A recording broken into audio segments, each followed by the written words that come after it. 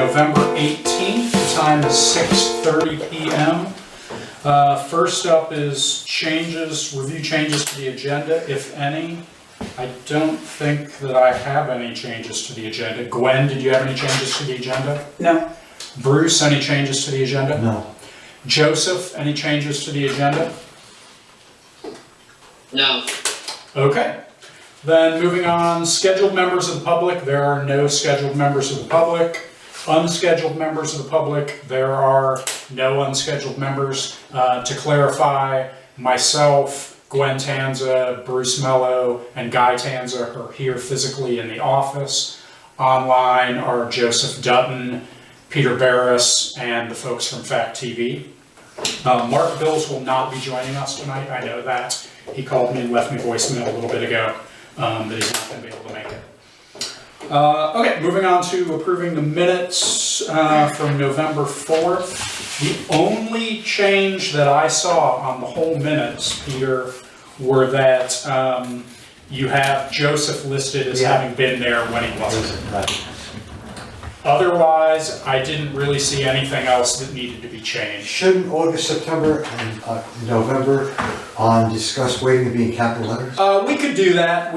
Do you see that under, Peter, under discuss waiving FY21 Q1 interest penalty? In the first sentence, you reference a few months. If you can just capitalize those.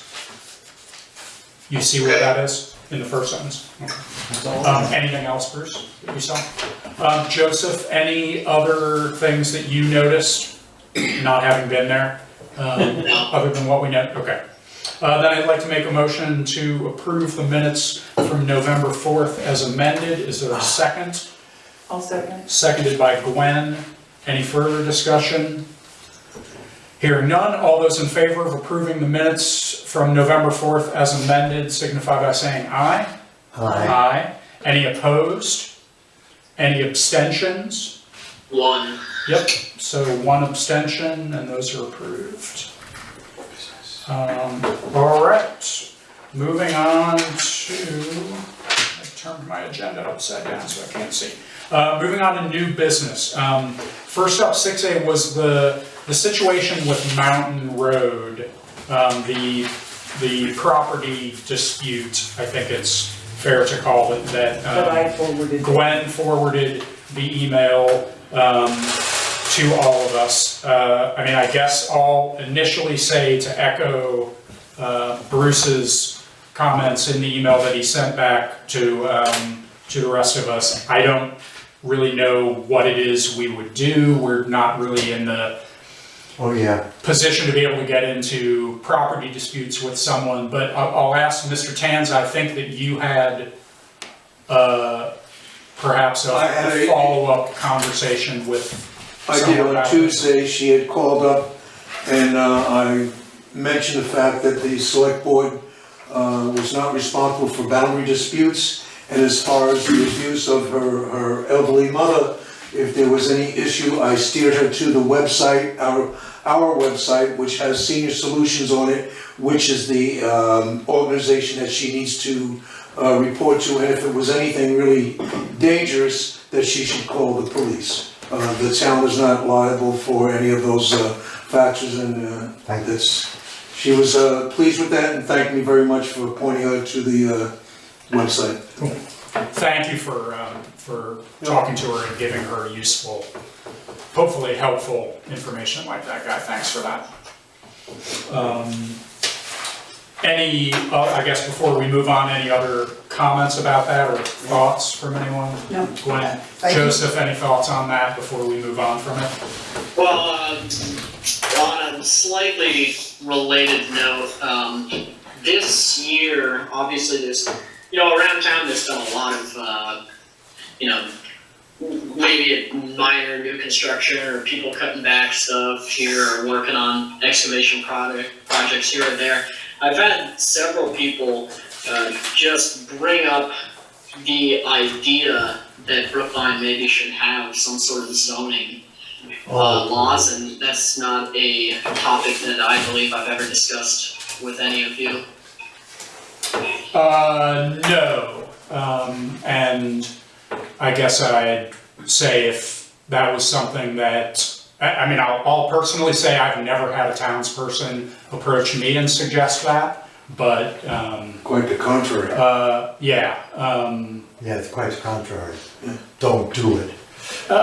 yeah, I mean, it would obviously be a significant process and would involve the planning commission and many other, Haven't they tried it in the Aspects of past and it things. didn't go anywhere at all? Well, the town did have zoning back in the day. No, Yeah, it did have some zoning, and then that was disputed in the 70s or 80s, I believe, and that's. I've been here that's why- since '79, I don't remember it. Okay, but the bottom line is that most people that have come in the office have no stomach for zoning. Well, when I built in '87. well, what I don't wanna do is I don't wanna get in, this isn't. No, just make one statement. No, okay, but I'm just I'm not saying, going on. we don't have this isn't It's on not the a part agenda. agenda. It's not on the agenda to Just discuss, so copy we what really is shouldn't answering discuss your it statement. in a significant way. '87, I was I building just the wanted to only. point out that, some of these problems that, it seems as though this lady is dealing with, would be addressed in zoning, and since it has been mentioned to me by several different people, Can you, so, do you have details of what people and what specific things they were addressing?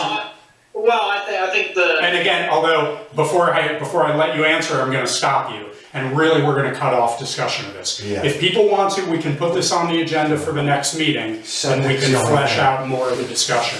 But I'm not comfortable having a significant discussion about something this major that was not on the agenda. Really? Yeah, well, I was, like I said, I was just bringing it up because when people mentioned it to me, it was about, construction near or on the property line, and that's why I thought of it when I read this email, because, it seems, I don't know the situation, but as said in the email, this, lady has someone that's, excavating near, on, or even over the property line, and, it just seems something that, I should bring up, and I'm not saying I'm in favor of, or not in favor of zoning, I'm just, simply stating that. Last point. Last point, Bruce, yeah. The state has a bunch of rules with relationship to how close to the boundary line, and the only zoning that we have in this town is state warranted, which is septic.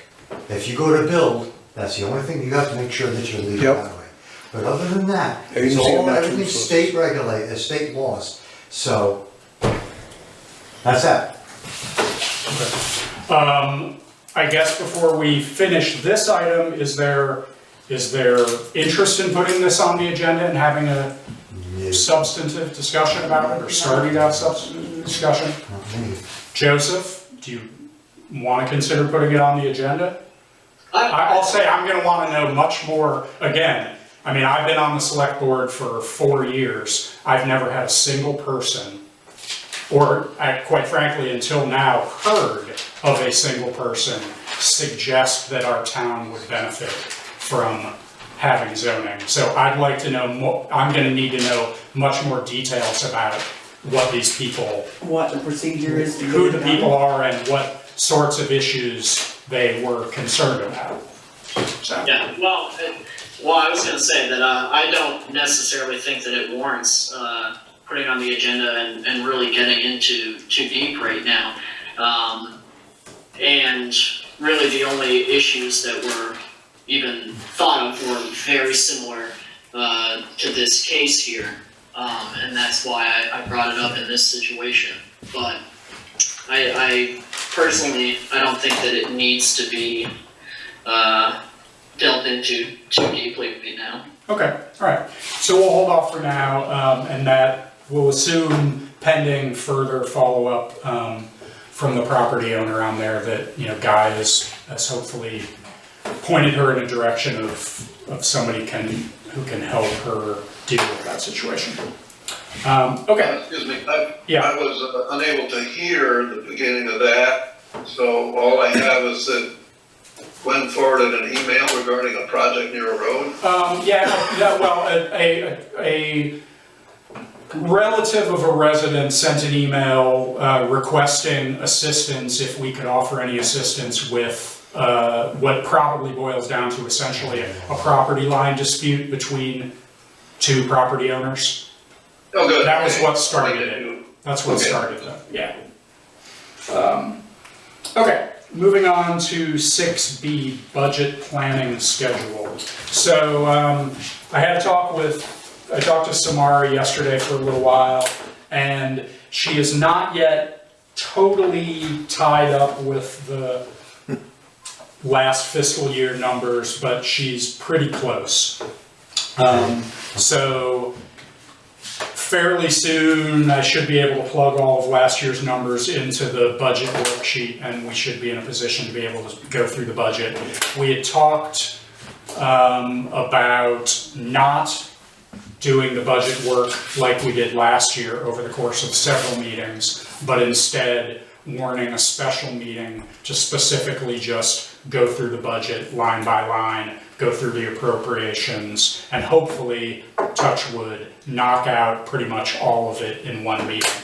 My suggestion, given the schedule of various things, is really to consider doing it the week of December 7th, which is our week in between our two December meetings. Personally, Wednesday nights work well for me.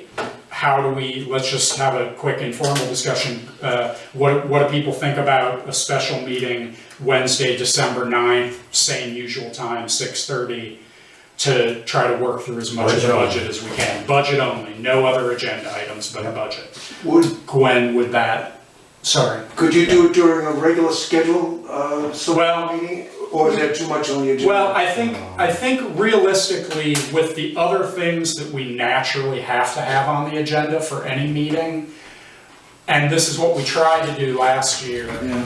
I think we end up getting it started and then stopping, and the next meeting, we end up spending 20 minutes recapping where we were before. Right. I think it would be much more efficient if we do one dedicated meeting One where we thing on know the agenda. we're not gonna deal with pay orders, we're not gonna deal with anything else, Right. but budget That makes discussion. And so now you're gonna shoot, Hopefully that will make it go faster. I'm shooting for Fingers Samara, crossed. your part, Samara and Sarah? No, the jury's still out on whether that will necessarily Have to be a good idea or a requirement. I mean, really, developing the budget numbers are down to us and Mark and Archie. I mean, of course, Mark and Archie will need to be part of that for when we go through the highway thing. Yeah, But the most important thing is we all need to be on the same page and go through it. So Gwen, would December 9th, a special meeting December 9th work for you? Yep. Bruce, does that seem okay? should be fine. Joseph, how about you? Wednesday, December 9th? Yeah, Does that I can make that sound work. feasible? Okay. And we just showed me. And I'm gonna assume for the moment that that's gonna work for Shelby. So I'll send out, assuming that Shelby doesn't end up attending, I'll ping her afterwards and make sure there's no glaring reason that that won't work. And assuming that's the case, then I will, as we get closer, I'll warn a special meeting for that time. And our plan will be that's when we'll go through hopefully everything and finish almost everything. Any other questions about just the planning schedule part of it at the moment from anybody? Going once, twice, gone, okay. Next up is town meeting. So,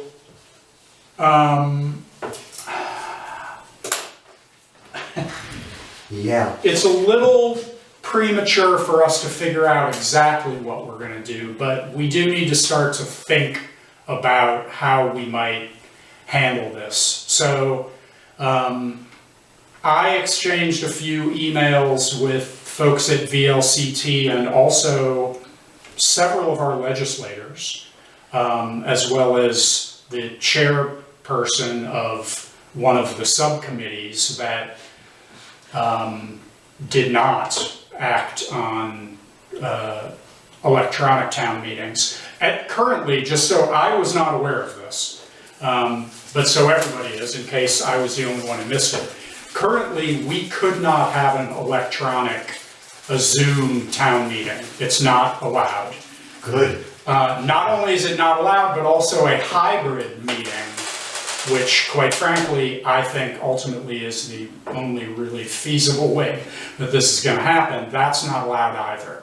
The legislature decided not to do anything about it over the objections of VLCT and several other organizations, to just give towns the ability to do that, or some flexibility.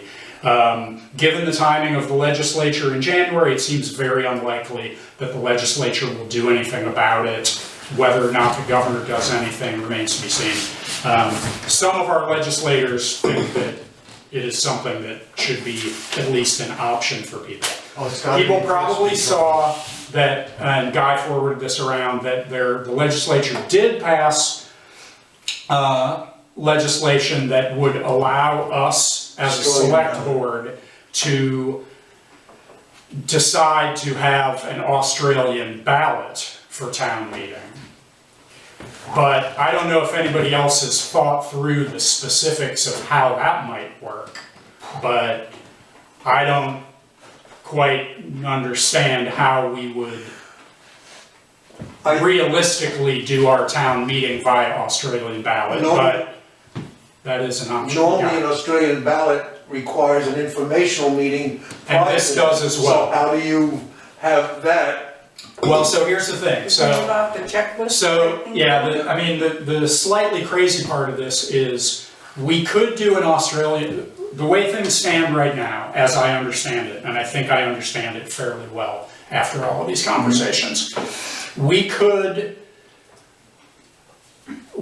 do our warning, and vote to have our town meeting votes done by Australian ballot.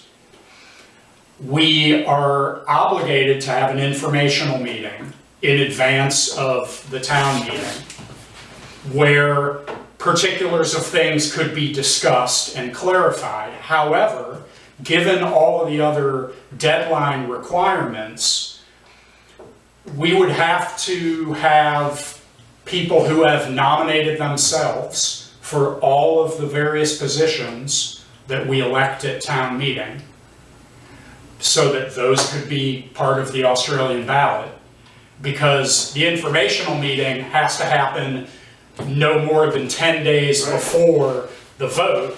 So that's too soon, too late for them to actually be able to be part of, for that to be part of the decision-making process. So we could discuss things at the informational meeting, but any nominations, and because we would be taking a town meeting structure out of it if we did it this way, people have to nominate themselves. There's no provision through an Australian ballot for somebody else to nominate someone, which, let's be realistic, that's how most of our positions end up getting filled. Yes. It's hard for me to see how that could work very effectively. Okay. So the next thing that it gets to, and then we'll go, sorry, I'm gonna finish my thread of thoughts. The next thing it gets to is having a physical town meeting. And adhering to state restrictions, depending on what those are at the time. I'll remind people that, you know, an outdoor meeting is essentially off the table. Well, I mean, honestly, if we hadn't, I'll be honest, if we hadn't voted to move our meeting to a night time, I think an outdoor meeting could possibly be feasible during the day, but we now have our meeting, we now have our town meeting Monday night. So I don't know, you know, that obviously wouldn't be an option. Too cold. So, you know, we could have, depending on the square footage of the meeting room, we can have one person currently, we could have one person per 100 square feet attend that meeting. 100 square feet. What about, is Yep, it that's what the state possible, requirements are. 1 per 100 square feet? 1 per 100, by 10, yes, 1 person per Okay. 100 square feet. Okay, several things. To a maximum of 75 people, but Okay, I don't think that's- our space is big I enough to think, even get there. Dave, I think what's gonna happen here, It'd have to be standing, taped. okay, let's just All right, so let's, calm it down yeah, here go for a ahead. second. I've been watching these, governor's news conferences, not soup to nuts, but I've been keeping a tab on it. Especially in the last week with the increase, we've had the largest increases of cases per percentage in the country. Yep. 187%, I think it was. Saying that, I think at this point in time, Governor Scott's pretty much flummoxed by what's going on, so he's dealing with that. I think we should just take a breath for 2 to 3 weeks and see how it pans out, because I think what's gonna happen, if my guess is correct, is at a certain point in time, he's gonna be influx of questions, what do we do about March, what do we do about March? At that point in time, he's gonna start stating it on the news conferences. We're not gonna have any choice, it's gonna be this way, this way, and this way, that's that. It's gonna be that simple. Saying that, if there's any open room, you said 1 person for every 10 square feet. Ooh. There's only 2 places that would. 100 square feet. Fire 10 department. square feet. One, The 10 by fire 10. department, see if you could use the New Brook Fire Department for that. Either that, and harder, the church, because you have to put heat in it. And the problem with the church is you don't No, have the church ADA, isn't you don't much have bigger ADA than- accessibility. So New I don't Brook think it's any would bigger. work. No, it's not any bigger. The church wouldn't work because it's legally not able to accommodate anybody. ADA. Well, for starters, at some point, We it did doesn't the have to be math. right now, we need to know both the dimensions of that Room. meeting room, and also has the fire marshal ever established an occupancy for that space? They did, yes, at one At point, the school. the school, Yes. I think at one time they did. But I think we should probably revisit that to make sure that we are all on the same page.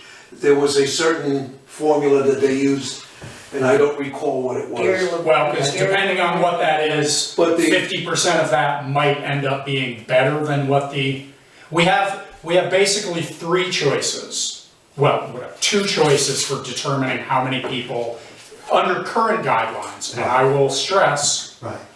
We don't know. given the way the direction is going, to your point, I don't see the restrictions getting loosened Not anytime soon. anytime soon. So anyway, the capacity could be either 50% of the fire marshal's Right. capacity or 1 person per 100 square foot, Right. up to a maximum of You 75 mean people 10 in square either feet? event. No, There's another thought here too. 100. A 10 by 10 space Yep. is Is 1 100, person. okay. Again, we 10 gotta by back 10. up, So- and I think we're gonna have some guidance within the next month from the governor. But we could Right, also, but I think we need to discuss this next time Yes. because They didn't- right they don't now have there's school too on many town meeting unanswered day, right? questions. Pardon me? They don't have school on town meeting day. do they? No. Well, but I guess I wanna, I know we wanna wait and have it, but I just, Yeah, at least it's You know, something to think about. as the Absolutely. person who has to do the town report, Mm-hmm. and make sure we've got a warning that's ready to go so that we can approve it at the beginning of January. We basically have 2 meetings Wow. between now and when we have to approve Yeah. whatever our warning is. So I guess I mostly want to, and we'll go around now and just give everybody an opportunity to talk about this, about let's zero in on the Australian ballot question. I don't personally see it being practical or a good idea for us to try to conduct our town meeting via Australian ballot. That's my personal opinion. Gwen, what's your feeling? I don't see how it would work. Because like you said, to nominate yourself, I don't think I see many people doing that. Bruce, Well, what's It's a little your more opinion? complex than that, but, Yeah. but I don't see it as being feasible at all. I don't think it's realistic. Yeah. Joseph, what's your thinking about that? Well, I think it would be relatively unpractical, but I think what the alternatives are is what's going to determine that, because I don't think we can, in my mind, I don't think we can plan for having the town meeting indoors, regardless of what the capacity is or the guidelines. I think that there's too many people who would not feel safe attending, but if it was gonna happen next week, and you know, it could be worse, it could be better in March, but if we gotta go on the information we have now, I think there's too many people in this town who regularly attend town meeting who would not feel comfortable going to a town meeting, whether it be in the fire department or the school. So I think that an Australian ballot would be really difficult to put together, but I think that potentially it, depending on what the other options are, it could be a better choice. Yeah, I mean, I'll agree with you, and I'll freely admit, I'm not at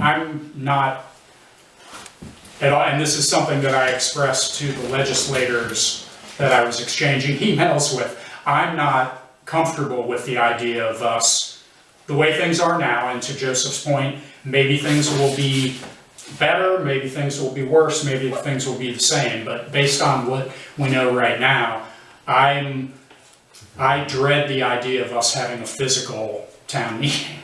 But I don't know. How could we do in Australia? I don't know how we have an alternative other than, like I say, and I really don't understand, not to be too much on my soapbox, I don't understand why our legislature is able to have remote meetings for their business, but we don't think, they apparently didn't think towns could manage to do that for theirs. Can they literally postpone a town meeting till a later date? Sure. But then you get into the problems Yeah. with the Well, I school didn't know. I budgets. was curious. Yeah, I think it could be done. But I think Bruce, what you you're wanted thinking, to- so that in the event if you postpone it till April or May, where the weather is nice and you could have it outside, you know, maybe, That's I don't know. But Zoom meetings, they could have 200 or 300 people at a Zoom meeting.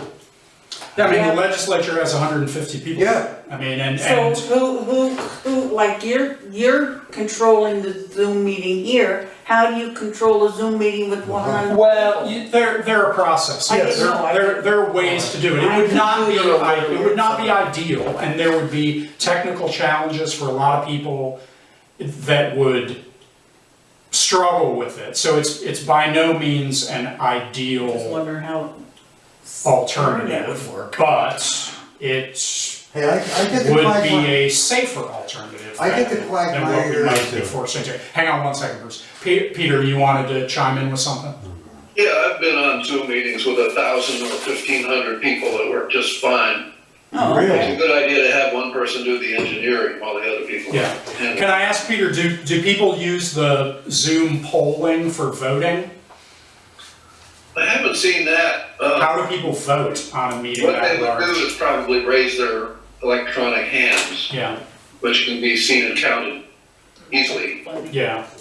And usually they would, of course, disable the chat. Right, Yeah. yeah. Bruce, sorry, you were gonna say Yeah, something. I think what's gonna happen here is, like I said before, the governor's gonna give us some kind of guidance somewhere soon.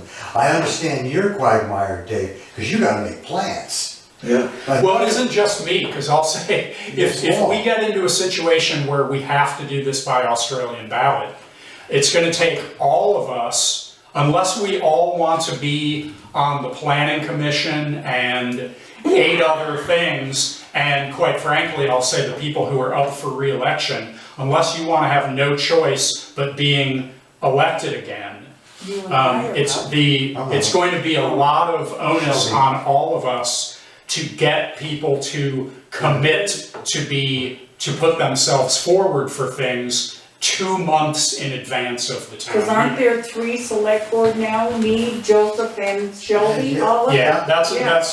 yeah. But anyway, but there are lots of other things. Yeah. You know, Another thing, as far as rooms go, again, this all has to do with the governor. The governor says, no way, Jose, or make it May, everything changes. But Newbrook is probably the best situation, to have a meeting. I've seen 300 people in there. But that may And- be taken Oh, yeah, apart already you by can social somebody else. distance there. You can social distance there, without a doubt, because you have the high ceilings, Right. you have the breadth of the room, so that's just something to Correct, put so into that's the field. maybe, Can I say a few things? yeah, please. Sorry, it's hard to raise your hand or Yeah. whatever. I'm gonna go around everybody one by one anyway, but yes, please, go ahead, Joseph. Well, I think what Bruce was saying about Newbrook, regardless if you can all stay 6 feet apart from each other, I think that there's plenty of science out there that shows that that doesn't matter one single bit. Everyone can have their masks on and be 6 feet apart, but if we got 75 people in there for an hour, it's quite possible that there could be a problem. Yeah. Yep, I was thinking that an outdoor meeting would be the best option. Everyone could attend with social I distancing, didn't hear him. being outdoors. I think the science shows that that's that's a pretty safe way to do things. And I know, like you said, that having the meeting scheduled now for Monday night, that's a big problem. I was curious if there's some way we could warn a vote to change the town meeting to the day at some point. I mean, Well, whether so- sorry, just to interrupt you to clarify one thing, because the voters voted to change the day of town meeting to Monday, but the select board gets to decide what time that meeting is. So Okay. though it would not necessarily be in keeping with the original spirit of what people wanted, we could make the meeting 1 o'clock. noon or 1 o'clock on the Monday. We have the power to do that. Okay, Correct. that's something yeah, that's good to know because All right, yeah, Mike? I mean we've all lived in Vermont for long enough to know that the weather could be Horrible. I just pulled up the historical averages and the low temp on like March 3rd is 13 degrees and the high is 38 degrees. So it's Who's all going over to the that? place and we all know that, but It's not that bad. I think that Bad. my personal opinion is that is a situation in which everyone could participate. Everyone could participate No one will safely, show up. and How do we you could, feel? it could be something that could kind of help build the community, and we Yeah. could all just kind of come together as Vermonters and stand outside in March instead of trying to do an Australian ballot, instead of trying to do something online, instead of trying to do something indoors, which I all think it's an interesting can be idea. really restrictive to people, Okay. I believe. So Gwen has a question, which I think we All can right, both you speak have it to. outside, how in the world are you gonna hear anything that's being said? That's not the half of it. I think you have to have a sound system and you have a structure for it. I mean, people do outdoor events. It's Yeah. not, Yeah. it's not, we can get speakers, we can get mics that we That's not the put problem. where people That's can not the get in problem. proximity to How you gonna speak tell- when they're going to speak. How you gonna tell the Omans, Linda Bow, the Wynots, all these elderly people that are as older than me, that are gonna stand out in 30-degree weather? You ain't gonna see that happening, not in this town, not in any town, it ain't gonna freaking happen. Well, I You're gonna think- have 10 people there. Yeah, although I think, I mean, and to So echo, I think Echo's this point, needs the to be alternative is that we tell all of the elderly people in our town that they go to an indoor space and Zoom it. have a meeting. The health risks, Oh, the health risks of having people be in an indoor space, even to Joseph's point, even if we're socially distanced. So, I mean, let's just take it to another event. So, people are gonna have to wear masks. Have to have porta potties. Have to have, Right. Yeah, right. right. All done. I mean, I think none of these are ideal situations. I think this needs to be The discussed safety is further. the most important. I think this needs to be Huge. discussed further when For we 60 get more people? information Yep. about what's We going wanna on. agree. Yep. It's huge. I don't disagree. How I'll about put it the- back on the agenda for next time. I mean, just so we have it in our back pocket though, you know, and to Bruce's point and everybody's point, it's entirely possible we may get to the point where Australian ballot, and with an informational meeting 10 days before, is the only option we have, possibly, given whatever the restrictions might be at that time. So I think we all just need to start thinking about, not, you know, we don't need to do anything about it now, but let's just start thinking about literally looking through the warning that we normally have. You know, some of it would work fine, budget, appropriations, even the recycling, you know, whatever we end up with that. I mean, a bunch of those things would probably work fine to vote up or down through Australian ballot. It's filling all of the positions and how much of that.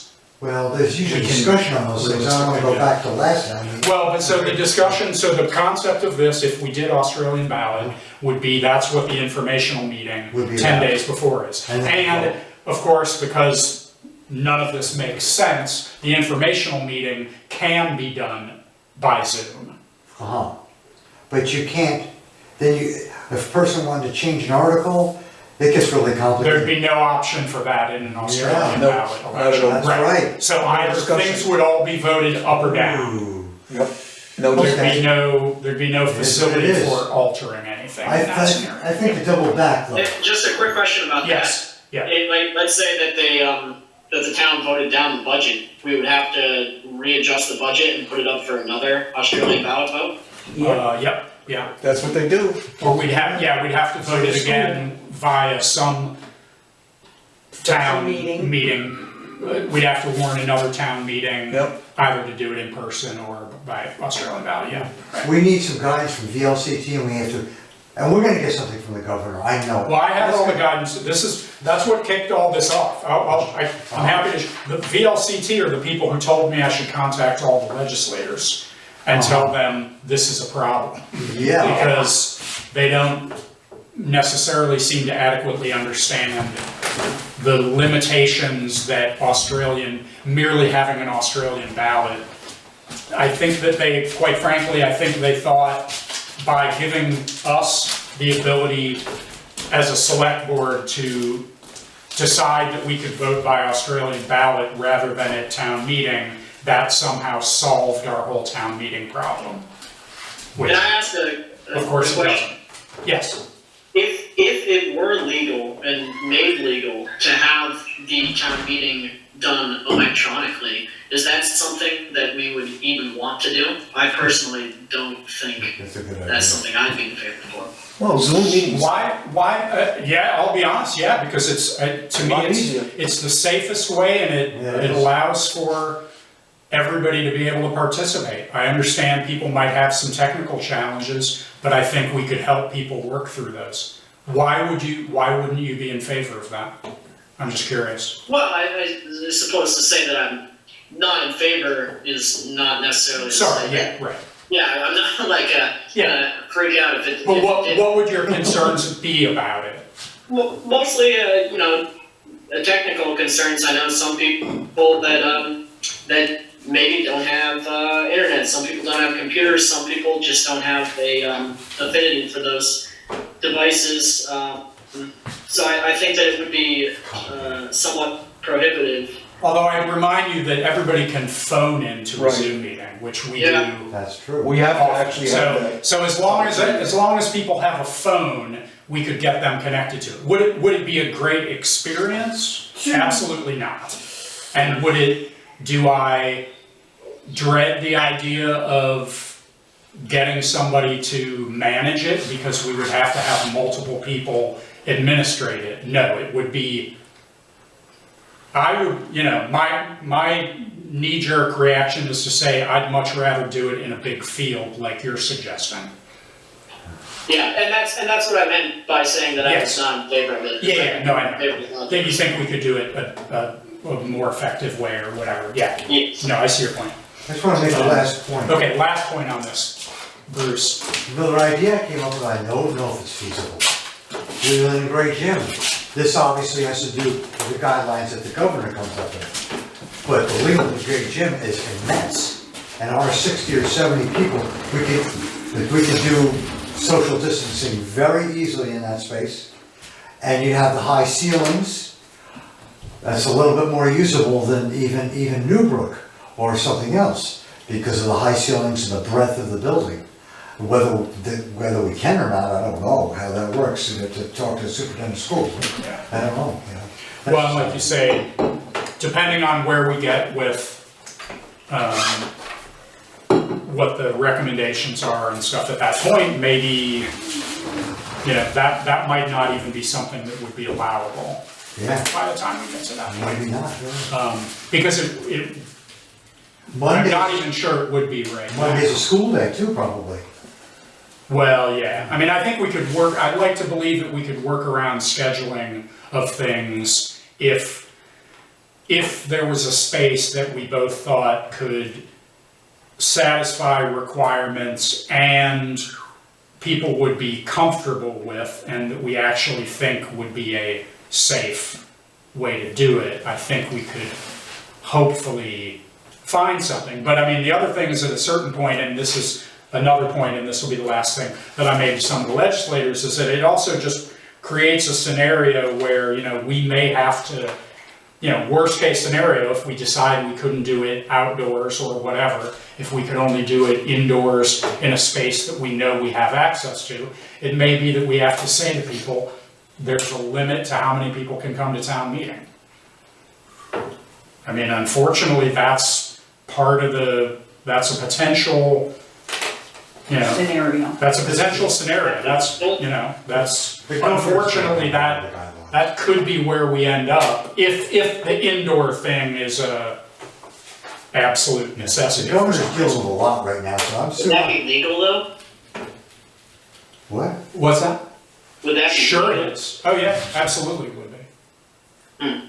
I mean, unfortunately, this is the craziness of the combination of legislation Is that the first come, first served? that they've set up at this point. I mean, unfortunately, you know, unfortunately, a meeting is no different, is no less bound by the COVID restrictions and fire restrictions as anything else. It's like any other time. I mean, if the fire marshal says we can only have 100 people in that room and 200 people show up, only 100 people are allowed in that room.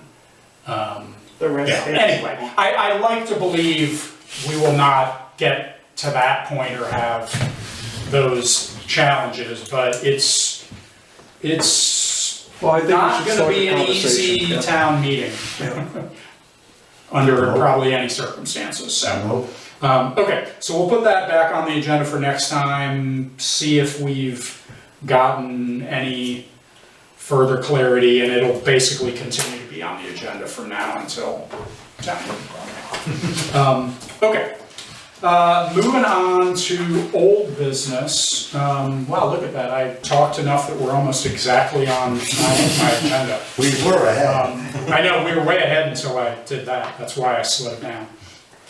So, first up, 7A, review traffic ordinance. So, Joseph, to bring you up to speed a bit, He kept it for you to be here. we, last time we talked a bit about, and unfortunately Mark's not here, though Mark was one of the ones who first suggested that we take a look at this.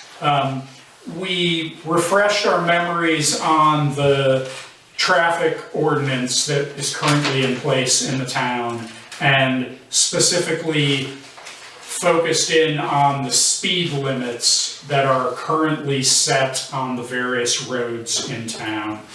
And after some discussion, I think the consensus of pretty much everybody at that point who was here was that we wondered whether we might want to contemplate changing something about the speed limits that currently exist on Hill Road. We didn't necessarily see a sense or need to change speed limits on any of the other roads. But since you're joining it now, I guess first I'll give you an opportunity. Have you had a chance to familiarize yourself with what the speed limits are on the various roads, or do you want a quick recap? I've read the, I've read the ordinance and I'm looking at it right now, Okay. so. And I guess before we focus in on the Hill Road discussion, are there other roads in town that you think we might want to consider changing the speed on, or investigating whether it makes sense to change the speed on? Yeah, well, I mean, having lived here my whole life and then also looking at the ordinance right now, it seems as though it's, in my opinion, it seems relatively fitting. I don't think the posted speed limits are inappropriate, really, in any place. So let's focus in on Hill Road, because, I raised this question before.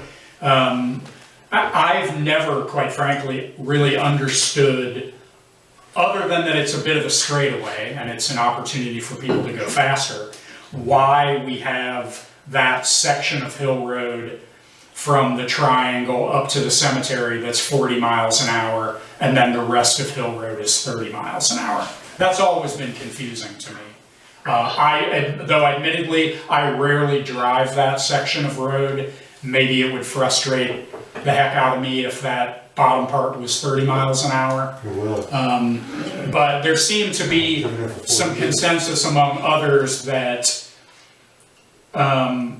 it might make life easier in some ways and perhaps be a little more straightforward if that entire road was, for instance, 30 miles an hour. Although Bruce is now cringing at the idea of that. Well, I guess because other people had a chance, what's your feeling about that? I mean, do you think there's any need to change that? Or I wouldn't say there's necessarily a need to change it, and the two things I would have to say to go along with that is you look at the actual road, let's say that it's 40 miles an hour past, on the straightaways on Grassy Brook Road. It's very similar to that piece that's 40 miles an hour on Hill Road. So I think that it is consistent with the speed limits in the rest of the town. And then the other point is as we've discussed at length before, I don't think changing the speed limit is going to affect The speeders. our traffic aggravations in yeah. the town in any way. Yep. Yep, I don't necessarily disagree with that.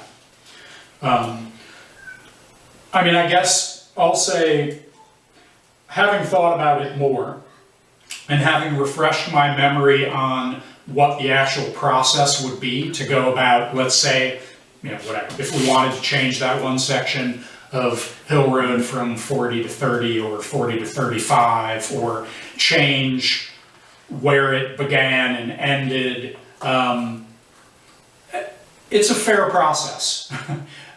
We're bound by state law to, ironically enough, or maybe not ironically enough, we have to do an actual engineering study, traffic engineering study, in order to change a posted limit that we have already had in an ordinance. If we're setting a new speed like we did on Ellen Ware and Putney Mountain, it's actually an easier process. Though I'll say we pretty much did the full process when we did this as well. But it was an involved process, and it involved Took a while. getting Wyndham Regional Commission to help us. There was a process. The more I've thought about it, the more I kind of feel like it makes sense to leave well enough alone. And to Joseph's point, if we have energy, particularly maybe when we go through budget stuff, if we have energy to try to focus some attention, it should be on trying to do something about the speeding and reckless driving,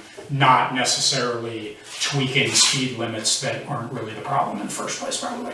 So that's my opinion, and I guess I'd say we'll go around, but I'm now feeling like let's leave the ordinance alone and focus on other things. Gwen, what's your feeling after having a chance to think about it a little bit more?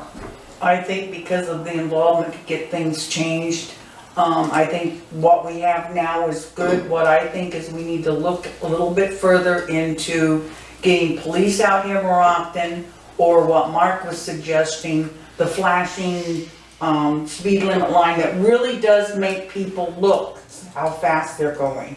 And The radar continue sign. looking in to see how much that radar sign would be. Yeah, okay. Bruce, what's your feeling? If I remember, driven up the road for 40 damn years, it changes to 40 just as you come on the Hill Road. So you're going past Johnny Swings at 40, Yes. Yeah, that shouldn't be. Okay, I'll state that right there. However that happens, that should not be. It's dangerous. I mean, it just gives a license to kill, but that's that. Now, as far as the other points, I'm not too excited about having a huge police presence in town.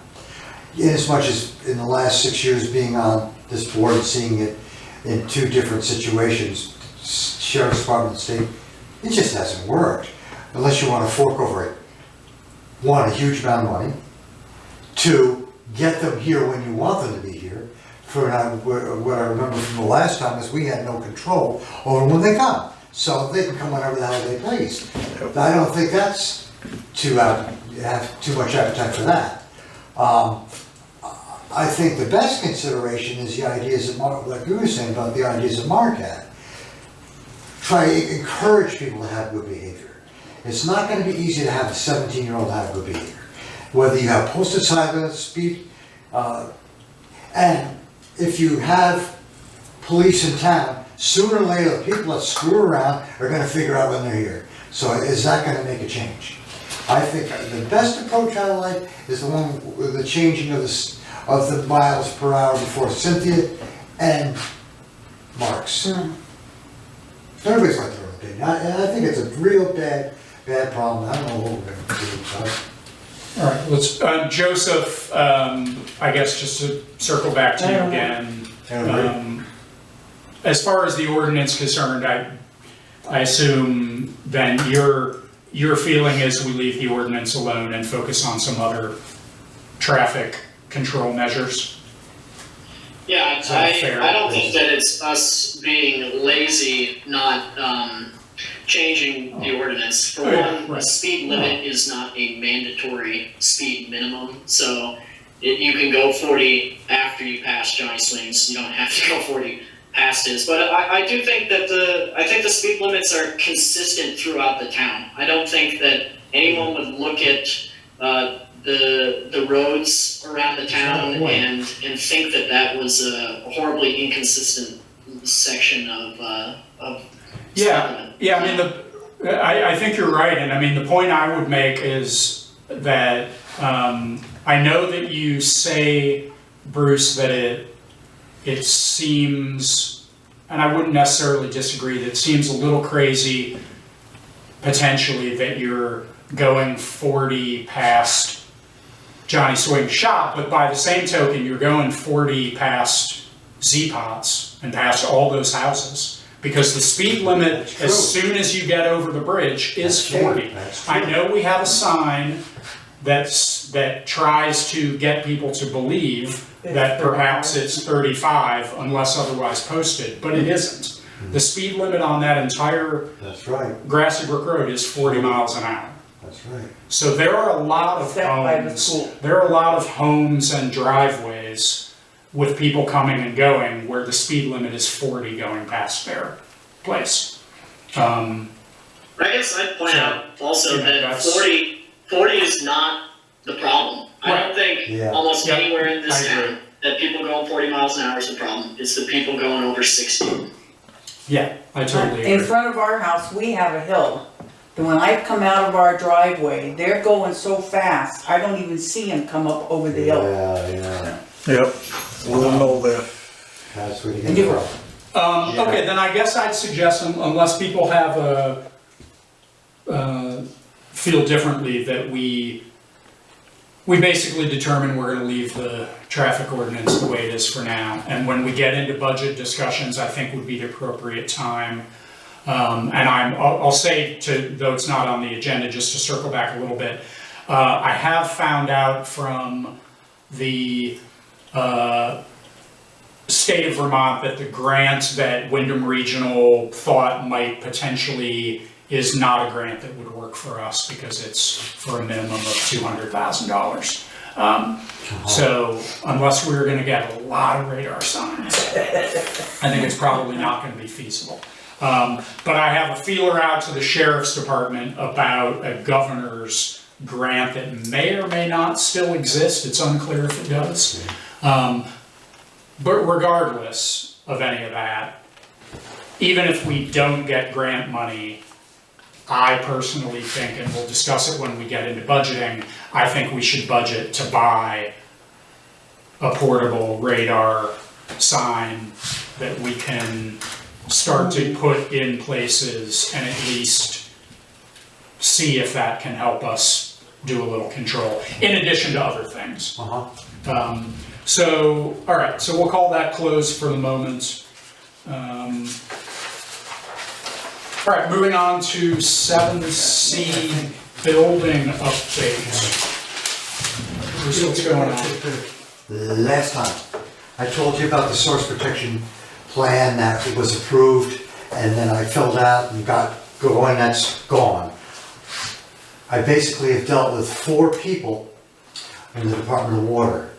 The last person was a lady by the name of Janelle Wilbur, and I got in through via Guy a monitoring waiver renewal application, which is a waiver renewal for the source protection plan was at the beginning of it, but then you had the volatile organic chemicals, they call VOCs, synthetic organic chemicals, and inorganic chemicals.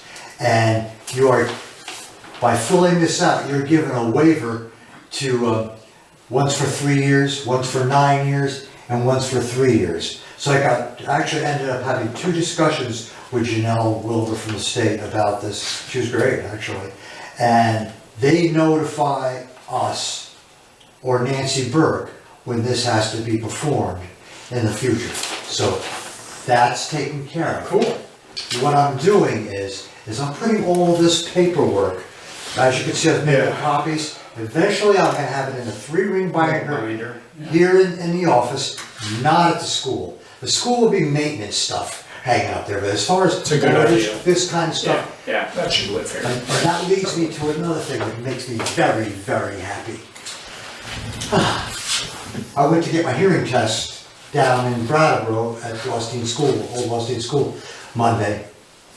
And I had to go over to exit 1 to the industrial park to get some additive for my oil at FW Wet. And who did I bump into? Pete Noble. Pete Noble, for all you don't know, Gwen probably remembers, rebuilt the HVAC system in that school. And he quit to go back into the armed forces, and now he's just retired from it. And he's 3 weeks out from retirement, so we had quite the conversation. And it was a real nice back and forth, and the reason why I'm making such a big deal of that, because he was so good. It cost us like $4,400 to have the place. He even said that, we talked about it again. The place was a mess, an absolute disaster, and he straightened the whole thing out. That all being said, not to get too long-winded on it, I asked him if we could call him in the future. He's basically more towards septic systems now. He's really streamlined his work. He doesn't have 300 customers anymore, so he's streamlined his work towards other stuff. But we really had a really good back and forth after discussing the building and how it is now and so on and so forth. And I asked him if I could tap into him if we ever had a problem. So this is a great backup. That's good. Great backup. And this will also be with the book when I make it out this winter. Okay, that's that. Let me see what else we have here. I kind of Mark was supposed to call me last week to do the work that we talked about at last meeting. He didn't call, which is okay, because I was gonna cancel it anyway, because I'm trying to stay in my building, and I'm running out of weather.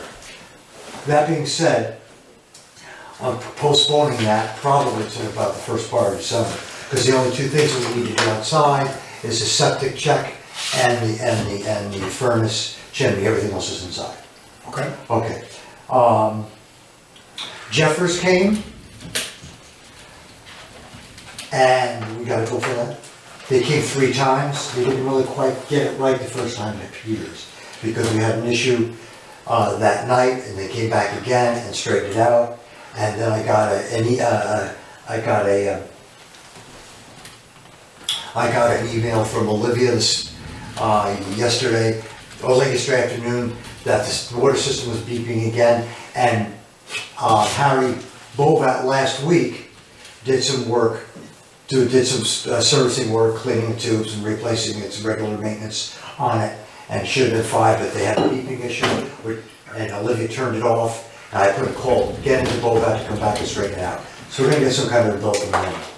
So at this point in time, everything is under control with that, but you're gonna see, if you're already seeing the payroll, the pay order, $521.74 for Jeffers. I was expecting it to be worse, because they were there 3 times, and the first time that I went there were 3 people there, I was like freaking out.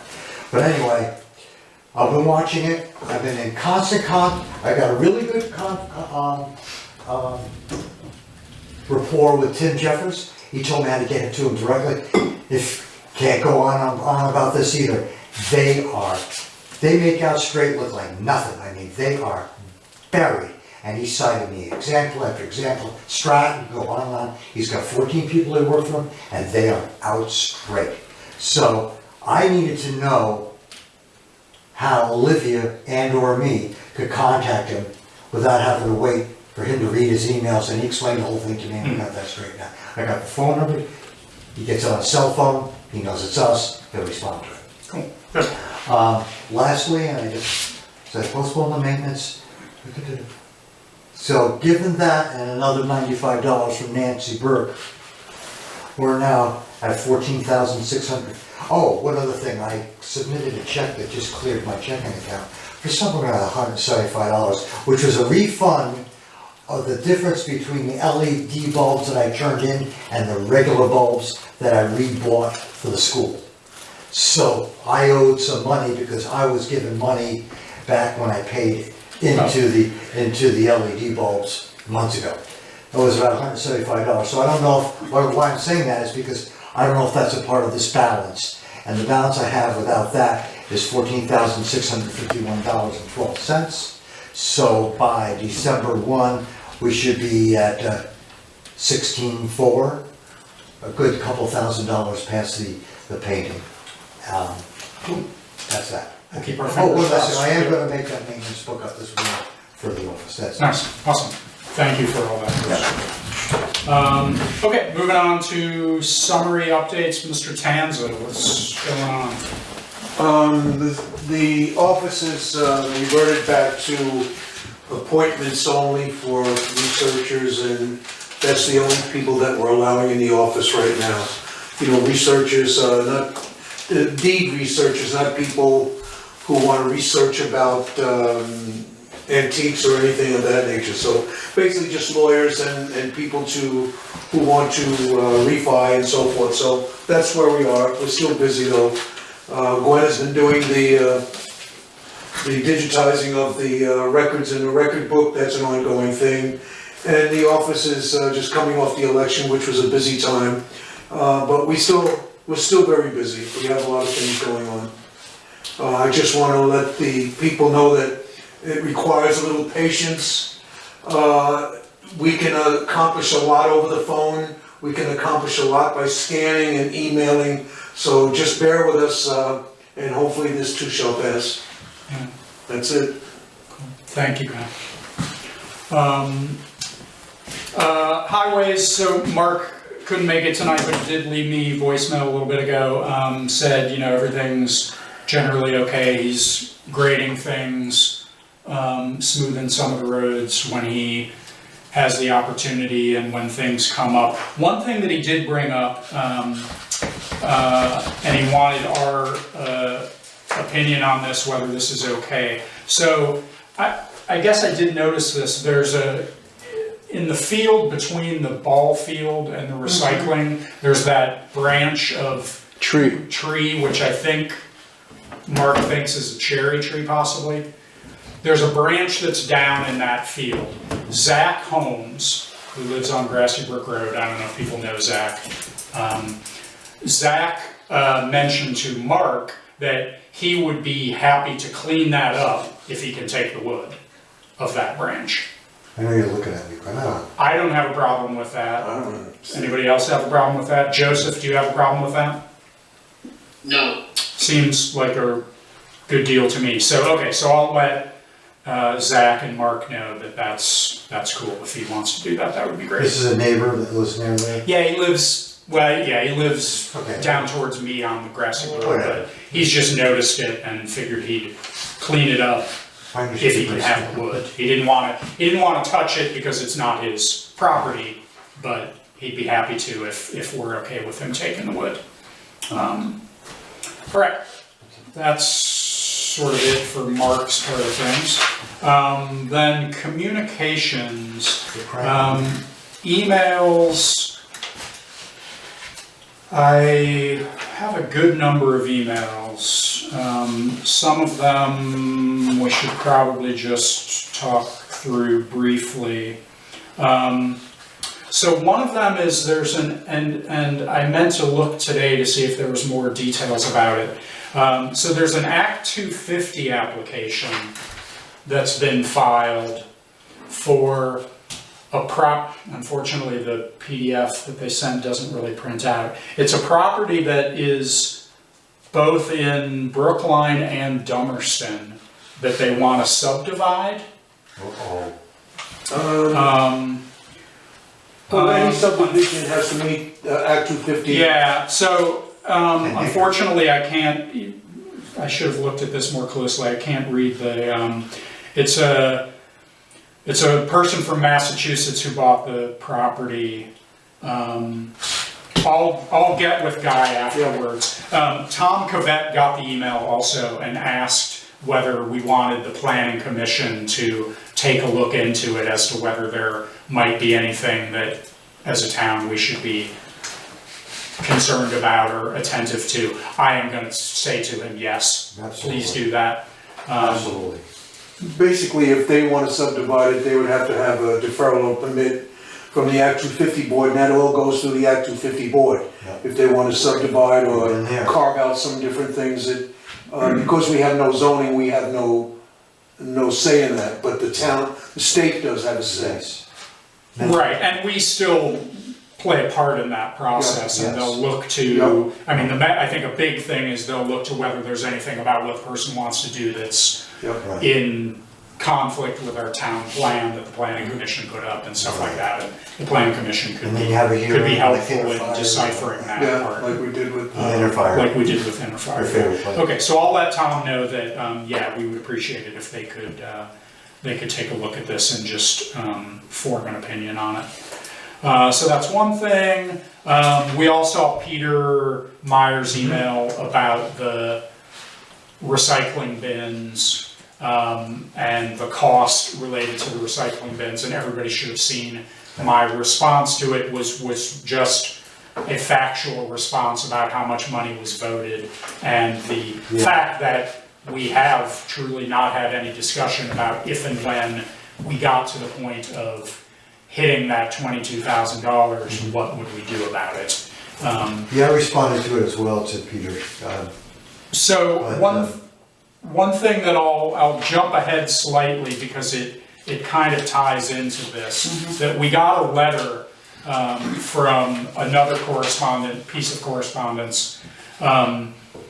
We got a letter from Triple T saying, "Dear Select Board," this is from Peter Gaskill, who is our main contact at Triple T. "Dear Select Board, I want to take a moment and express concern over an ongoing issue with the town's recycling container. Starting this summer, vandals have started to open the back door of the roll-off container and make a mess of the recyclables all around the container. With the recyclables spilling out the back door, it becomes close to impossible to close the back door without creating more of a mess. Our crew has been taking the time and picking up the mess on the ground. We put a padlock on the container and it was cut off. What? We've reached the end of our rope with the status quo. We are open to solutions, but we cannot continue to be the solution to picking up the mess each time we service the container. Can't believe We it. value the relationship we've developed with the town over the last 3.5 years and look forward to solving this ongoing issue. I'm happy to discuss with you in developing a plan going forward. I will say that I was not aware, other than when Guy has brought it to our attention, of at least the one time, and maybe there was more than one time, that Guy encountered this. And I know that Guy had talked to them about the idea of putting a padlock on it. I was not aware until this letter that the Triple T guys had encountered this multiple times and that the padlock had been cut off. I didn't know. I didn't know about the padlock, but the door's been open. I call them, you know, to alert them when Yeah. they pick it up. Right. And I inspect it before they come so that the driver doesn't wind up dumping all that trash when he picks it up on his truck. Okay. Have you had, well, I guess we'll give everybody a quick chance to weigh in. I guess I'd say I think the next thing is we should have a conversation with Peter about if they have any other ideas. He I'm not mentioned- sure if they do. I mean, practically speaking, I'm not sure, given the location of that site, what else any of us can necessarily do, but maybe. In my conversation with him this morning or yesterday morning, he thought possibly the use of some cameras, some surveillance there, or possibly moving the bin itself to another location. And I said, that's something I think, you know, that you might want to discuss with the select board.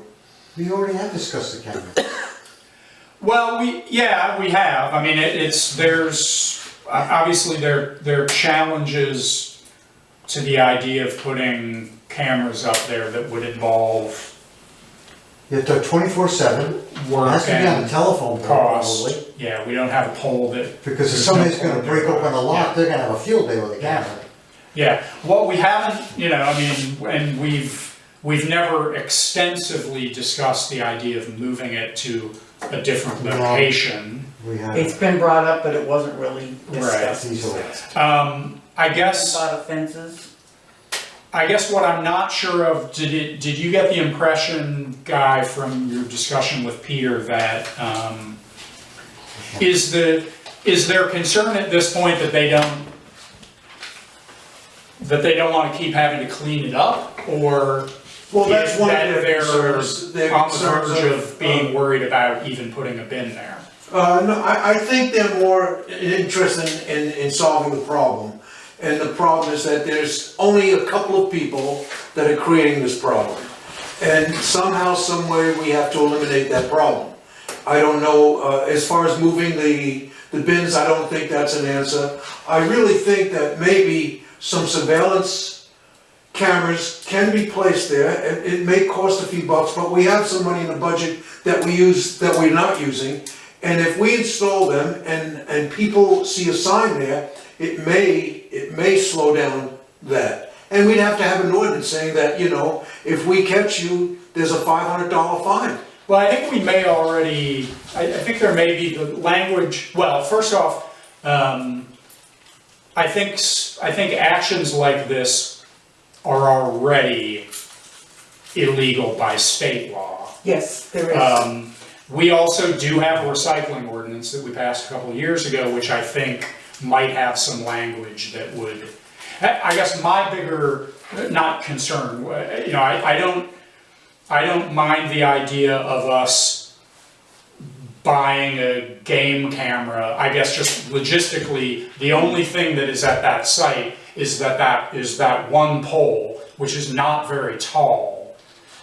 We would have to physically install another pole there, because the nearest telephone pole is on the other side of the road and is halfway up to Peter Meyer's And house. I don't So- think the telephone company will let you put anything on it anyway. Yeah, that's true too. Right, exactly. But so, I mean, we'd have No to trees. Install our own pole. we'd have to install our own pole, which, you know, we have talked about before. I guess we could consider doing that. And, you know, put a camera on there It'd be that, kinda nice to see who's open. like I say, you know, I think that, again, the thing, I know I brought this up before when we've talked about it, keep in mind, there is no internet access there. So, you know, depending on how we position that camera, if that camera is motion activated and it captures everyone who goes to the recycling bin, Oh, right. somebody is gonna have to go physically download what's on that camera pretty frequently, Right, 'cause review that footage in some manner. How exactly it would logistically work becomes Thought of that. a bit of a Okay, major job for someone. one point. But that might be the only option we have. We're 3 months and 3 weeks roughly to town meeting, and this is gonna come up again for approval. We're now to $22,000. It's cranking upward. It barely passed by what, one vote I think? One vote, yeah. One vote. There's a very good chance it could get turned down next time. I know how I feel, I'm one person. Saying that, doing something now, between now and then, doesn't seem to be, other than, I think the letter that Triple T sent was really nice. I mean, it could have been Yes, any. and I mean, we greatly appreciate all the efforts they go through, seriously. Sure. Yeah, And how do we stop that between now and then? For us to do something between now and then doesn't seem to be reasonable because it could end in March. That's the first thing. And the second thing, is it feasible to put a pole in there? And feasible to do all the things that Dave was just saying? Personally, yank the dumpster, put up a 10-foot picket fence, and forget it. I'm sick of it, and I use that thing every week. And I think Peter hit the nail right on the head when he sent that letter last week, saying he's sick of it, and I haven't mentioned anything to Olivia yet, but he saw people coming out of Olivia's, dumping stuff in there, not town residents. I'm sick of the abuse. I think it's a good deal for the town if the town was using it only, but we're paying for somebody to use that. yep, and I guess I'll say I don't wanna go back over that too much because Right. that's stuff we've discussed before. Right. We discussed it at town meeting. Right. To the best of my knowledge, most of us voted against keeping it, but it did pass. So, Guy, one question I have before I would suggest that we should put on the agenda for next time to just have another little discussion about this and just we all give it some thought to think whether there are some practical things we might be able to do, and maybe there aren't any, but maybe there are. Do you have a sense of how frequently this, so I guess we had a quick conversation before the meeting, but just for Joseph's benefit, guys, is it safe to say that your impression from what you've seen is that the people who are going into it, quite frankly, are most likely kids being mischievous? It doesn't appear that it's someone going in there to steal recyclables or to take anything. It's somebody just screwing around, for lack of a better term. And I think that's more of the case. It's just 1 or 2 or 3 individuals, like the person whoever decides to burn out their tires on a road. It's just 1 or 2 people that are making it difficult. And I'm not sure. I think the conversation with Peter would be, does he have any ideas? What does he see that happens around? I'm sure we're not the only people that this happens to. Maybe he's got some valid points that he would like to share with us. And basically just tell him it's not your responsibility to pick it Yeah. up. We'll have somebody, Right. if we have to hire somebody. If we have to hire somebody, yeah. exactly. Well, Right. to And be we honest, appreciate all of the efforts that they go to, but we don't want it to get to the point where That they- their guys Right. are so frustrated by it that the it's. bottom line is I don't, with all due respect to Peter, he's done a great job and his guys have done, but the vast majority of the picking up is done by local people. And myself and Gwen included. And, there is pride in that area, and once in a while it does get away, holidays, but there has been an uptick in the use of it, and I think it's because a lot of people are home. Yeah. And we have a lot of traffic coming through Grassy Brook Road from Athens, from other places.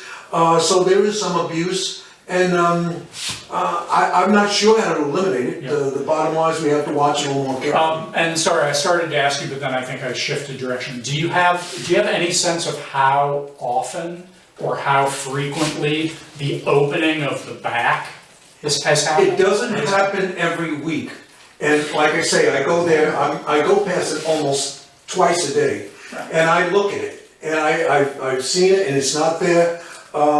It's just some pranksters, that's basically it. It's not anybody salvaging it, it's not anybody trying to put anything in there. What happens is that they open the door, and then when they try to close it, it doesn't close, you know. Do you have any idea for anywhere near close to $22,000 yet? No, we haven't reached that threshold, but I don't think that's the issue right now. I think it's to minimize this, or we, as Shelby had said in other meetings, that we hire someone to pick up the residue that's around there. I mean, I've been doing it for a couple of years now. It gets old. Peter does it, Peter Mayer does it. There are people who will see it and pick it up, but it is a little bit, so what I've done is that rather than wait for the dumpster to be totally full, because what happens is they don't pick it up on Saturday and Sunday, so you kinda have to have a guesswork. You do a pretty good job of planning that, you really do. Because I use it a lot, and I gauge for when it's gonna be, and I kinda know when you're gonna get ready to do it.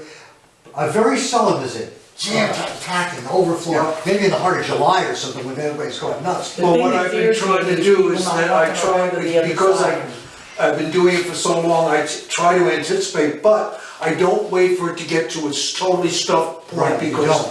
then you're in trouble. Then you're in trouble. Okay, Joseph, any thoughts from you? Sorry, just in case you wanted it before we move on from that brief. We will put it on the agenda for next time though. I think we should give it some thought and we'll have at least a brief discussion about it. But anyway, Joseph, any initial thoughts? Yeah, two things. One, regardless of how slim the margin was of it passing, it did pass. So the idea of removing that dumpster prior to hitting our budget or No, not prior to. it being voted down Not is undemocratic. But so I don't think that should be in the discussion whatsoever. And then in terms of the camera, if the and I guess I kind of heard what Guy was saying about how frequent and to the nature of what the unlocking the back is all about, which seems to be the biggest problem. If that continues to happen, I do think maybe the game camera is not a bad idea for the town to purchase. And in terms of putting up a pole or something, isn't it possible? I think it would be possible for us to put one in without using a pole. And I also think that it would probably be in our best interest to buy 2 game cameras, one to watch the dumpster and one to watch the watcher of the dumpster in case it gets stolen. Yeah, that does seem like it would be a lot of work. So maybe it would be better just to hire someone to check on the dumpster every time before it gets picked up, so Triple T doesn't have to pick up the trash or put the recycling back in the dumpster. Mm-hmm. Yeah. We can't put it back in when we can't get the door closed. That's right. Well, right. Although presumably at a certain point, you then have to, you have to clean up enough of it to be able to get the door closed. Okay, so we'll put that on the agenda and let's just all ponder it a bit in the next couple weeks. Okay, sorry, so I'm still moving through some emails. We got an email of an appropriation request from the Vermont Rural Fire Protection Task Force, which I'm not sure whether we've received a physical request for this or not, but I'm gonna add it to our pile of appropriations in case we only got it electronically. I'm really hoping that people are not only sending emails for those, because that's not gonna be a very consistent way of having it go. There was a bit of a conversation that Guy had, and I got an email from Leanne Parker about a person who had requested to use the meeting house for a memorial service. Leanne reached out to me. I responded that given both the state of that building and the COVID, particularly the COVID restrictions, I do not think we are in a position to be able to let anyone use any of our facilities except for a scheduled state-supported meeting at this point. So Yeah. we're not, I don't necessarily think that there's a structure for anyone to be able to have a service like that now. And given that it's winter and there's all kinds of reasons that doesn't necessarily make sense to have a meeting house. So they won't be doing that. We got another email about a funding request, which I'm gonna try to look to see if we've actually physically received it from the Brattleboro Development Credit Corporation. We get that These are the every year. folks, yeah, I mean, I assume that we got a physical request that came with a letter that wasn't addressed to Brattleboro, like the one that they included on their email. Asking about coming to the meeting and all that. I am going to respond back to these folks to say we have far too many requests and things to be inviting everyone to our meetings to discuss them. They've given us their request, we will review it when we review all of our requests, and we'll let them know about our results. People aren't going to be attending meetings to pitch to us their appropriations. That's never been our process, and especially now, it's not going to be. So Well, you can't have anybody attend the meeting. Anyway. Only by Zoom. Well, and at that point, quite frankly, if we did invite these people to be part of the meeting, then I would feel like we should invite everybody who's put in an appropriation request to come to a meeting, which Can't do it. that's just not practical, and not necessary. Nope. So, Just a note, that's all. I will write back to her about that. Okay, almost 3 emails, sorry, I think there's one more, which is, Guy forwarded a note from, who is this from?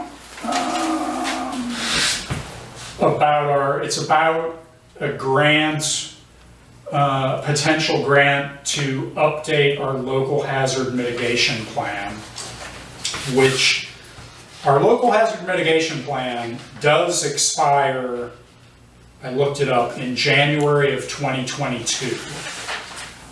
There is a grant that we have to submit, basically just a certificate asking to be considered for the grant. We have to submit that certificate by December 4th, so we need to do it now. For it would pay 75% of the plan update costs. We would potentially be on the hook for a match, a 25% match. I will say that the last time we did this mitigation plan, we did pay Wyndham Regional Commission to do it for us. We did not do this ourselves. It's a 67-page document, and judging from what is my gleaning of what is required even to update it, we would likely have to be hiring someone to do this. So if no one has any objections, I am going to submit this form before the 4th to see if we can get the grant for them to pay a portion of that, because we are going to have to do this next year in some fashion. Anybody have a problem with that? I assume Gwen? No, Bruce, Go no for problem. Joseph, any problem with requesting that grant? Okay. So we'll do that.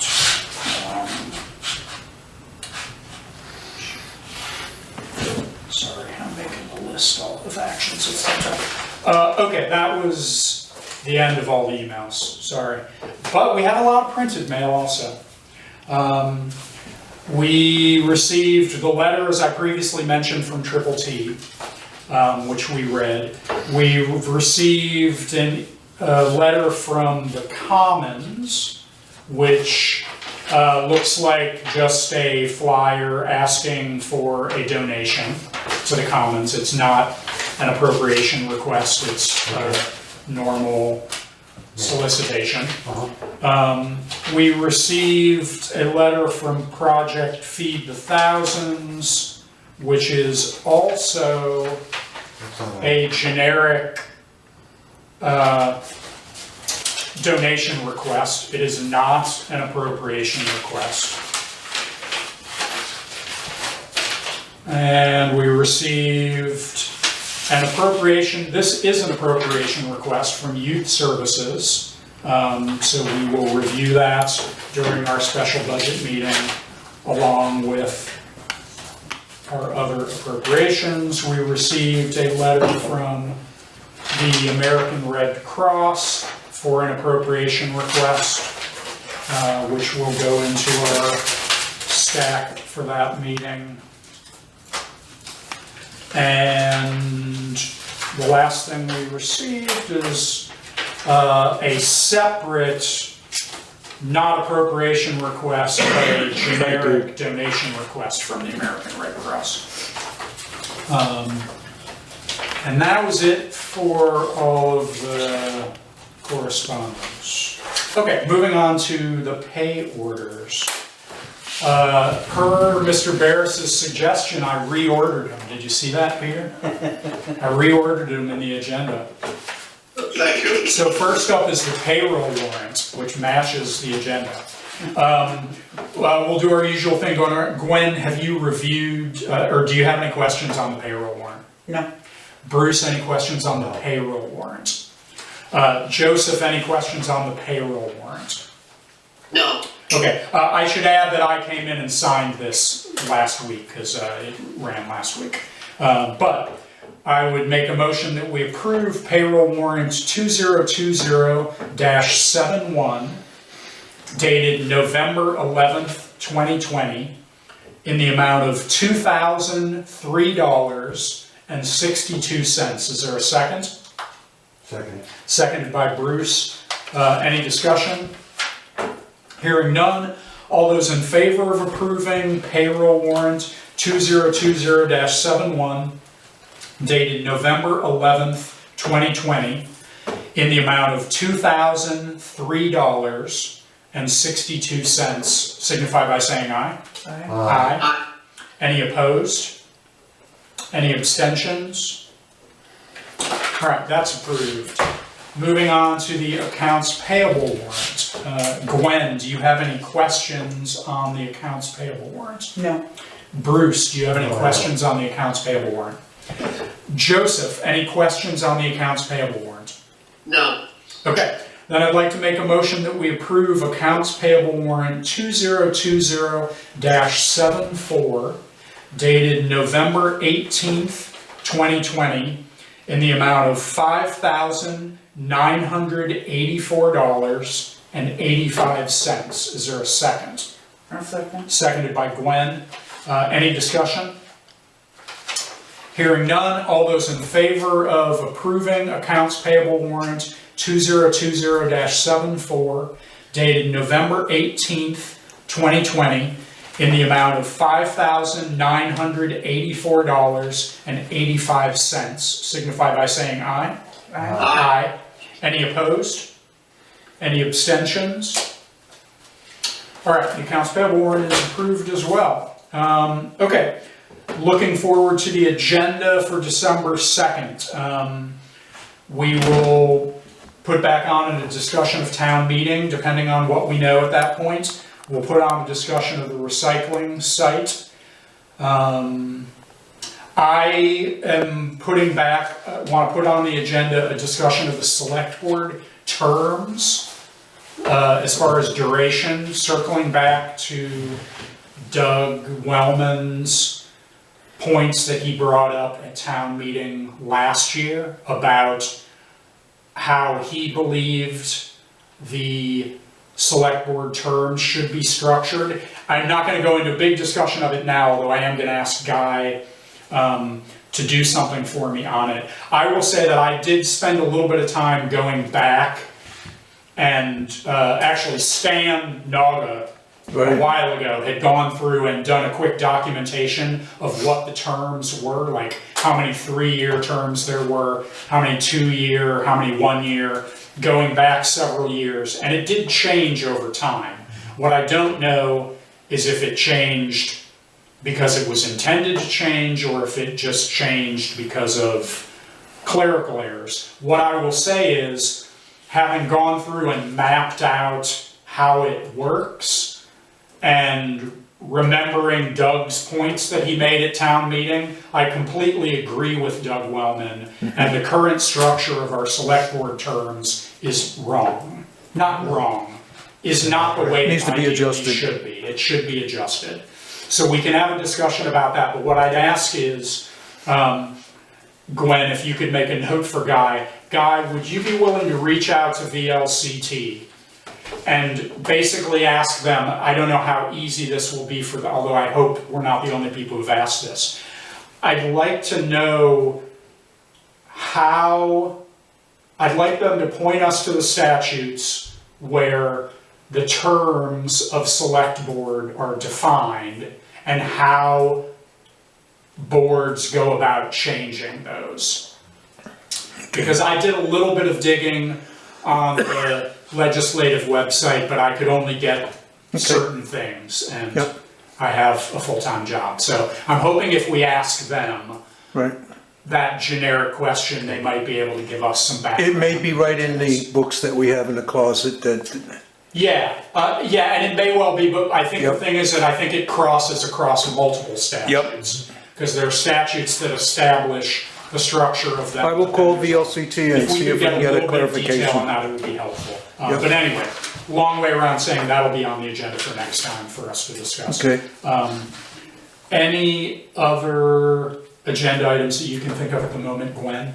No. Bruce, any other agenda items? Joseph, any other items for the agenda?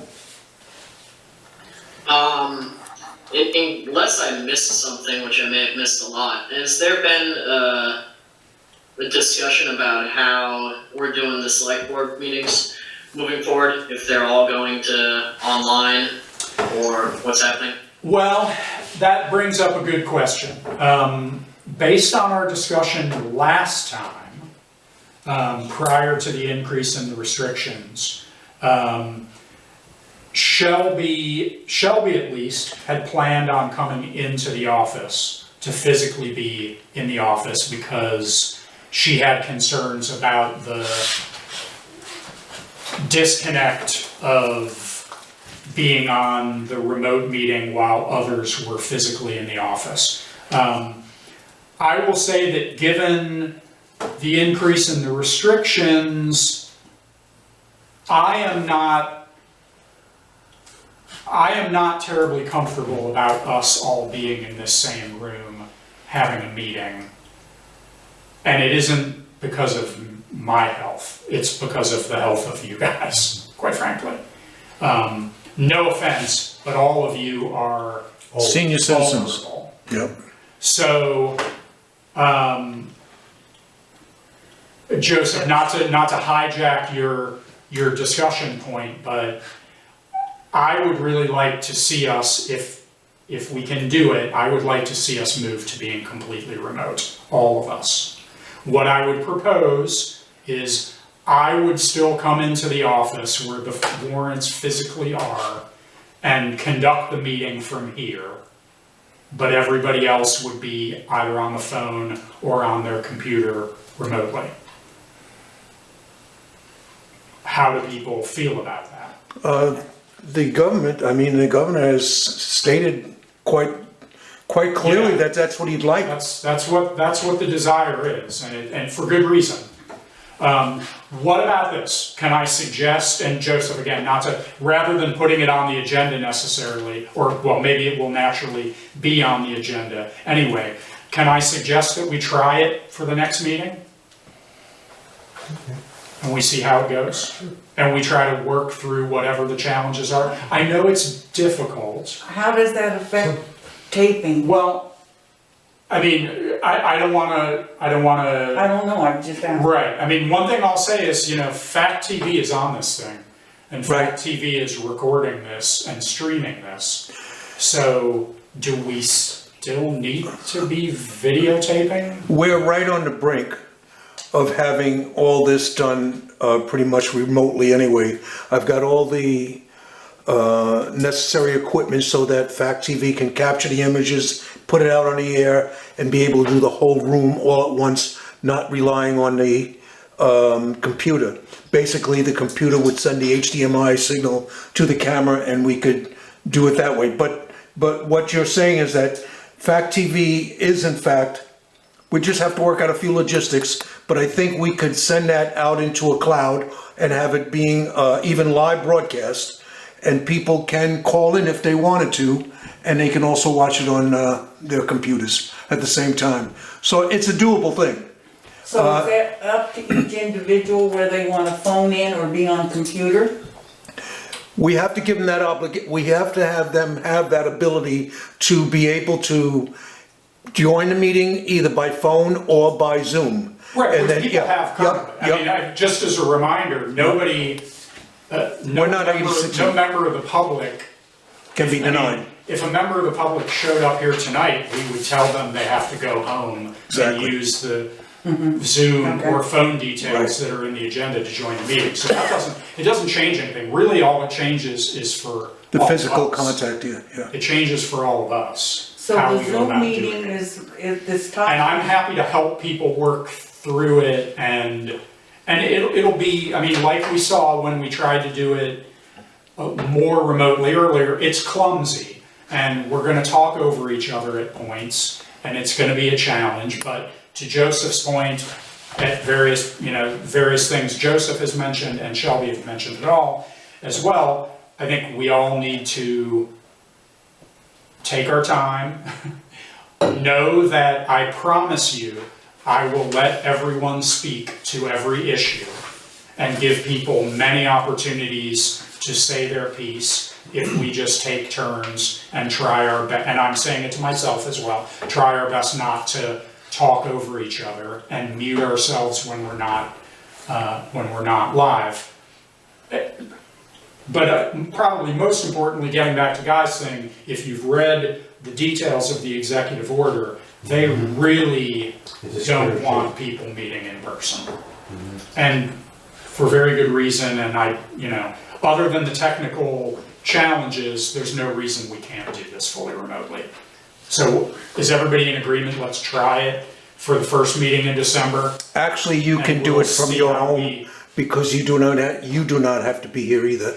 Well, I don't have to be here. The only thing is I'm not exactly sure how the physical mail Yep. and the physical payroll warrant situation will be You'd have to come handled. get You'd have to come. Unless I would have to come get the AP warrants and all of the stuff and Yep. take them home, which quite frankly, at that point, I might as well No. just stay Yeah, here exactly. and do the Well, you've got meeting from room, here.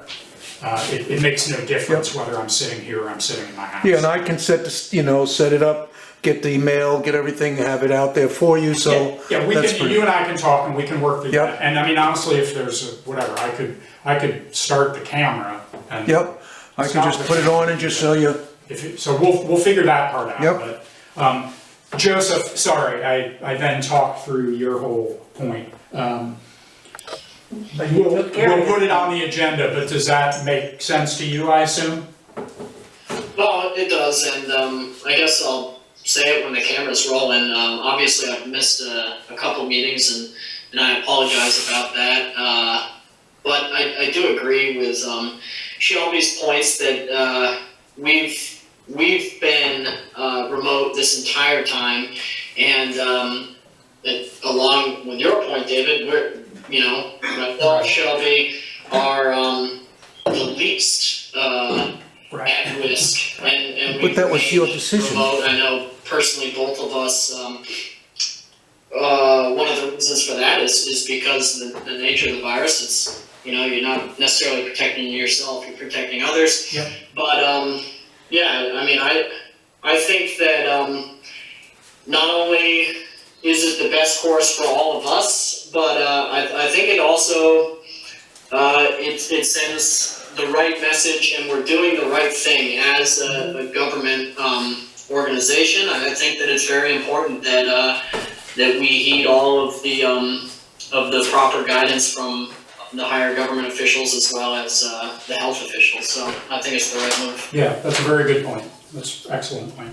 Okay, we will then add something about meeting structure, because I'm sure there's some stuff we'll need to talk through or just make sure we're all on the same page about.